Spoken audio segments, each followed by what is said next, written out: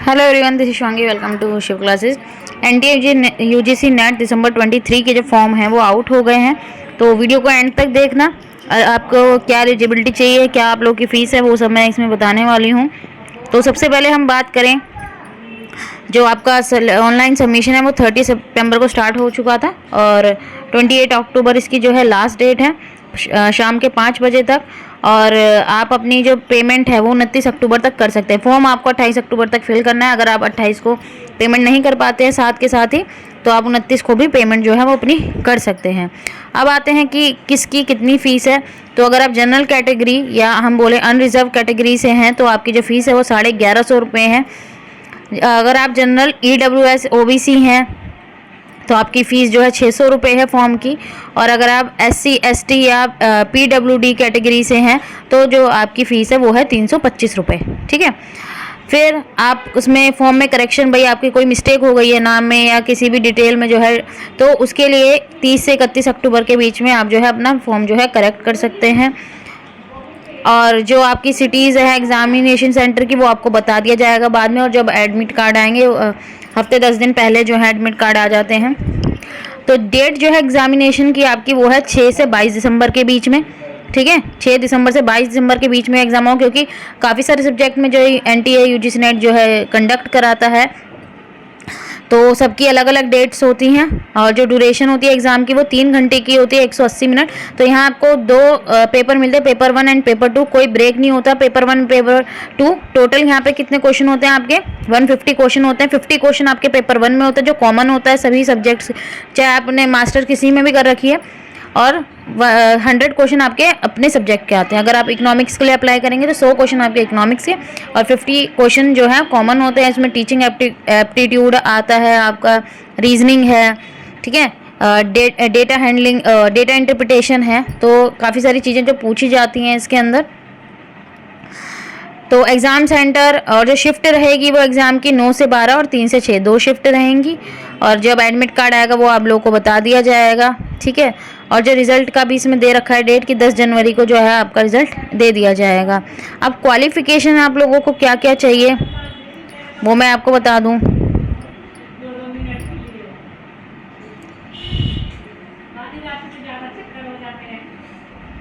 तो जो आपकी क्वालिफ़िकेशन है, अगर आप जनरल कैटेगरी या EWS जनरल कैटेगरी से हैं तो आपको 55% जो है आपके होने चाहिए एग्ज़ाम में।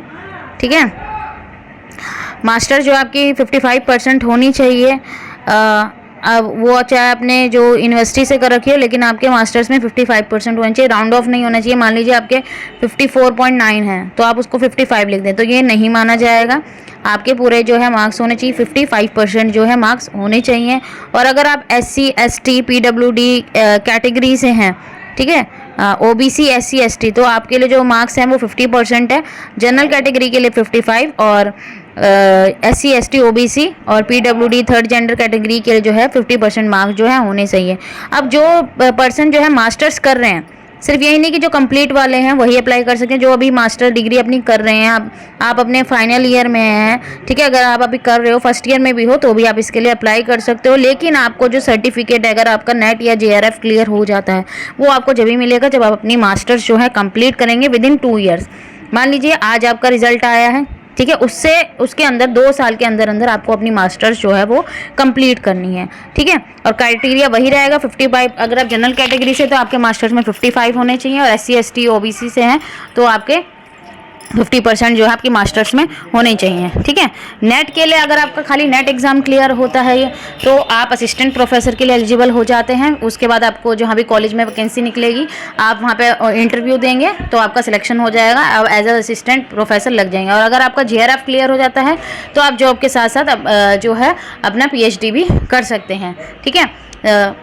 तो ये तो हमारा UGC नेट। अब इसमें आपको लोग को एग्ज़ाम पैटर्न मैंने आप लोग को बता दिया है। ठीक है। 50 क्वेश्चन जो आएंगे, जिसमें पेपर 1 होता है, पेपर 2 जो होता है आपका 200 मार्क्स का होता है और इसमें कोई भी नेगेटिव मार्किंग नहीं होती है। ठीक है। नेगेटिव मार्किंग यहाँ पे नहीं होती है और सारे क्वेश्चन आप अटैम्प्ट कीजिए। अगर आपको किसी में डाउट है तो आपको जो बेस्ट ऑप्शन लग रहा है उसे आप अपना जो है उसको क्लिक करके आइए। ठीक है। एक भी क्वेश्चन मत छोड़ना।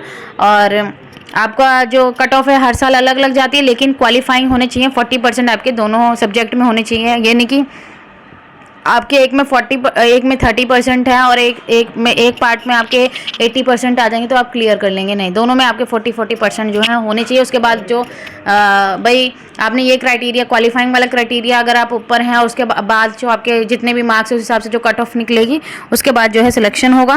ठीक है, ऑल ओवर इंडिया कितनी कट ऑफ जाती है तो वो तो जब एग्ज़ाम का जब रिज़ल्ट आएगा तब पता चलेगा। ठीक है, कंप्यूटर बेस्ड एग्ज़ाम होता है ये आपका, और इसमें पीडीएफ में जो है आपकी यहाँ पे सारी जो है सिटीज़ दे रखी हैं, कहाँ कहाँ सिटीज़ में जो है आपका एग्ज़ाम होगा।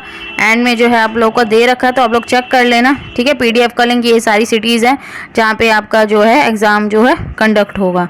ठीक है, काफ़ी सारी जो है स्टेट है, स्टेट में काफ़ी सारी यहाँ पे जो सिटीज़ हैं जहाँ पे एग्ज़ाम कंडक्ट होगा। तो आप लोग देख लेना, जो भी आपका नियर बाय हो वो आप लोग अप्लाई कर देना। ठीक है, और कोई डाउट हो तो कमेंट करके पूछ सकते हैं। इस वीडियो को अपने फ्रेंड्स से ज़रूर शेयर कर देना। Thank you.